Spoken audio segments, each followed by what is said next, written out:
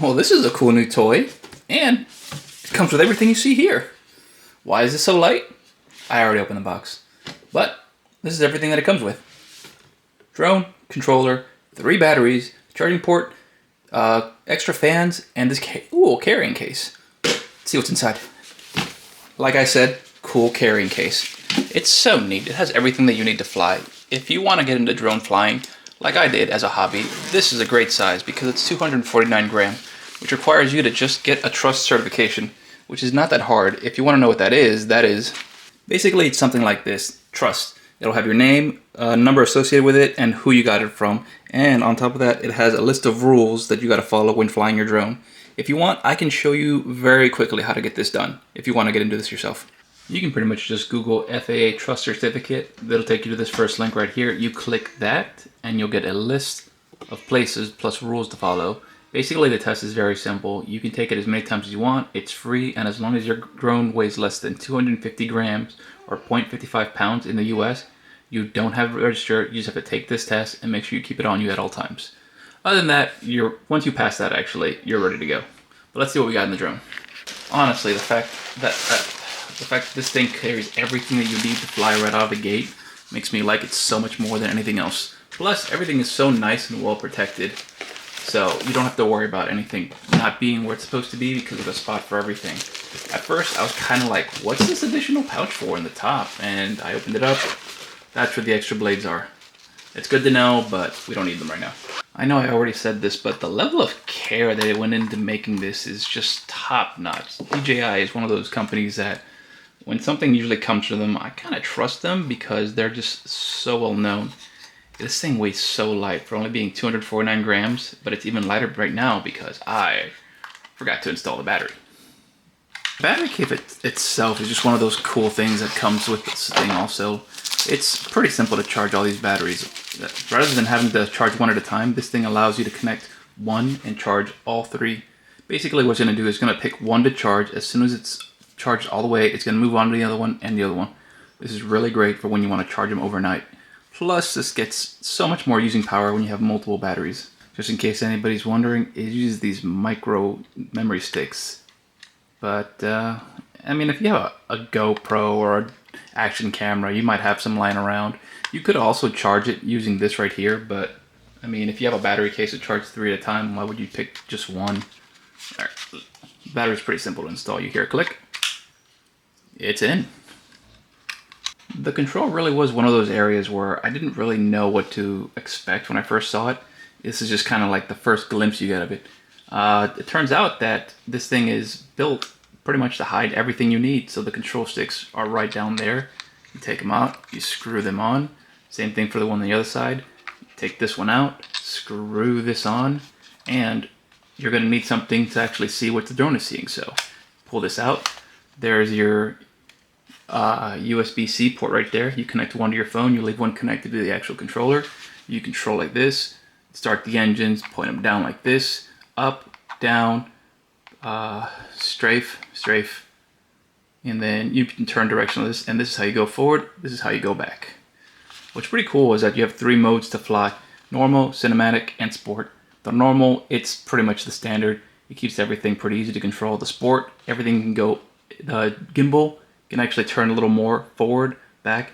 Basically, this will give you more of a speed, more kind of just to play around. This one, you can keep things kind of safe. You have a button to turn it on. You have to press it once and then hold it, and then it comes on. This is the return to home. Now this is something you can kind of fool with when you're on the app because you're gonna have to set your height for your return to home. For me, it's pretty simple to just set a certain height so I can avoid all the obstacles. As soon as it gets back to where it first started, in that general area, it'll start coming down from the actual height that you put it on. Even with the battery still on, it's still fairly light. I like how it has this little case right here to actually protect the camera while you store it. It's pretty simple to just take this off. All you got to do is just pull it from the bottom, and then that's it, you're off. And then the actual set the propellers, you're gonna have to move them to this side, this side, this side, and this side. So with all that set, you're pretty much ready to go. You do have to download the app. The app is pretty simple actually download and then follow the directions to set up. I would say if you're ever confused about where you want to fly, I would open up the app and just search around your area. The place I chose right here is Pensacola, Florida. And the reason why is I know there's a lot of no-fly areas, so all that red zone is basically areas where you can't fly. I believe the gray area is the weather condition, and there's going to be a couple yellow zones. Those yellow zones are basically you can fly, but under certain restrictions. Just keep in mind that you're always going to need your trust certification, so I like to shove mine into my bag, and you don't want to fly the no-go zones. Honestly, it's not worth it to get in trouble with the FAA if you're in the US, which of course I'm in the US, so it's just, there's so many places where you can fly, just try not to fly in those red areas. Since they're paired and ready to go, we hit the go fly button, push the sticks together, and then, oh, sorry. But just so you can see, it's already in the air. Easy, right? Since we're just showing off here, you can see how, with no input from me, you can just hold steady. And here's your sticks, so here's pretty simple. Left, straight right, go forward, go back, and we got turn to the right, turn to the left, go up, go down. Pretty simple. All right, let's go somewhere we can actually fly this thing.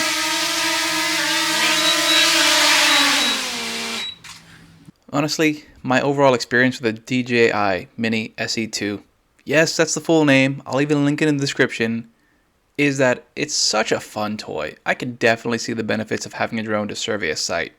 Of course, that's a different certification process, but I heard it isn't too difficult. If you have the ability to learn and go to a testing facility, you should be fine. That being said, learning to fly can be an experience that anyone can enjoy. You can probably be one of those that can fly around just fine with no issues, or you can crash a few times. I'm at 2 so far, but luckily the pilot was able to walk away just fine after both crashes. But if you want my overall view on this thing, I would say that it is so much fun. It's such a low price point to get into something like this, and you never really know how you're going to feel with a hobby until you get into it. I personally like flying. For anybody who knows me, I work in the aviation field. Aviation is pretty much where I make all my money, and I enjoy it. This thing is just a cool little addition to that. It's at a good price point where it doesn't break the bank. You don't have to register it with the FAA because of its low weight.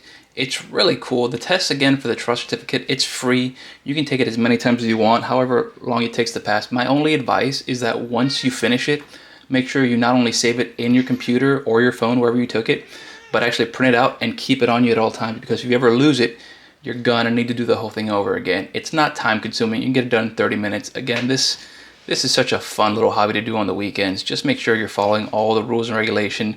Basically, think of it this way. If you're in an airport or you're in a military installation or anywhere in between, don't fly around those areas. There's tons of places you can fly. Always default to the app.